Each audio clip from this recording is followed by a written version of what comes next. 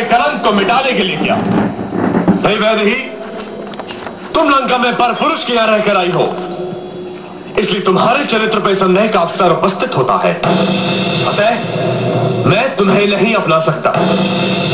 तुम जहां जाना चाहो, जिसके साथ जाना चाहो, जा सकती हो। बस हे वीर, अब क्यों ऐसी कड़वी बातें कर रहे हो? रावण मुझे उठा ले गया, इसमें मेरा क्या दोष था? मन तो क्या, मैंने अपने तन पर भी उसकी छाया पड़ने नहीं दी, और आप मुझ पर संदेह कर रहे हैं? मैं विवश हूं वैदेही। तुम जैसी दिव्य रूपी नारी को अपने महल में रखकर दुष्ट रावण बहुत समय तक तुमसे दूर रहने का कष्ट नहीं सह सका होगा। अतः जानकी, मैं तुम्हारा त्याग करता हूं। हे रघुकुल नंदन, लंका में आपका नाम स्मरण करते हुए मैंने एक एक पल, एक एक युग की तरह काटा है, और उसका परिणाम ये है कि आप मेरे चरित्र पर प्रश्न उठा रहे हैं। आपको अपने वंश, सदाचार, पराक्रम सबकी चिंता है, अपने जीवन संगिनी की कोई चिंता नहीं। वनवास आपको हुआ था, मुझे नहीं। चाहती तो मैं भी देवरानी उर्मिला की तरह राजमहल में बैठी रहती, मगर मैंने आपको परमेश्वर माना, आपके साथ वन में चली आई, पति धर्म निभाया मैंने, और आप मुझे ही दंड दे रहे हैं। एक बात बताइए, आप मुझसे प्रेम करते हैं या नहीं? अगर करते हैं तो विश्वास क्यों नहीं? बोलिए। हे मिथिलेश कुमारी, समाज की... मैंने ब्याह आपसे किया है, समाज से नहीं। आप बताइए, आप मेरे साथ हैं या नहीं? बताइए, बताइए, आप मेरे साथ हैं या नहीं? उत्तर दीजिए, बताइए, बोलिए। जल्दी प्रॉम्प्ट कीजिए, ये गलत डायलॉग बोल रही है। उत्तर दीजिए।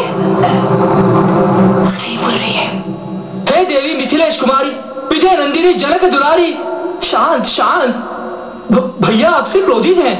वो क्यों क्रोधित है? क्रोधित तो मुझे होना चाहिए, क्योंकि सवाल मेरे चरित्र को लेकर उठा है, बात मेरे आत्मसम्मान की है, और सच तो ये है कि मेरी सारी मुसीबतों की जड़ तो तुम हो सुमित्रा नंदन। शूर्पणखा की नाक तुमने काटी और रावण उठा ले गया मुझे। उठाना चाहिए था तुम्हें, उसने भी अपनी मर्दान की औरत पर ही दिखाई। हे मैथिली, हे वैदेही,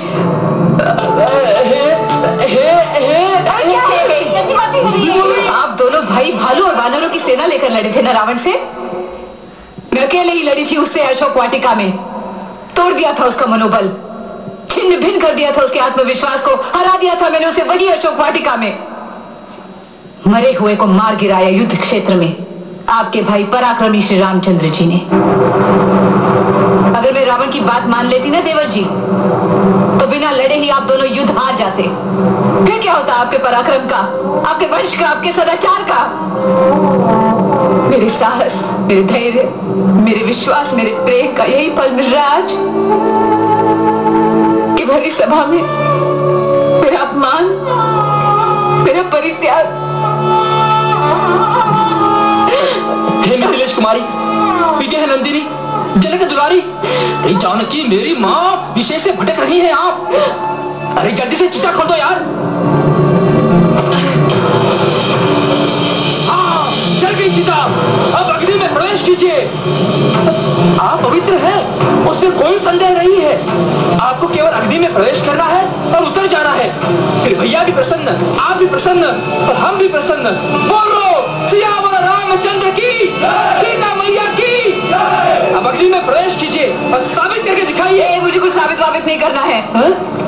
जिसे मुझ पर भरोसा नहीं, मेरी बात पर भरोसा नहीं, उसके लिए मुझे कुछ साबित नहीं करना है। और रही बात अग्नि परीक्षा की, तो हम दोनों पति पत्नी एक दूसरे से अलग रहे हैं, तो हम दोनों ही अग्नि परीक्षा देंगे। चलिए बैठिए अग्नि में।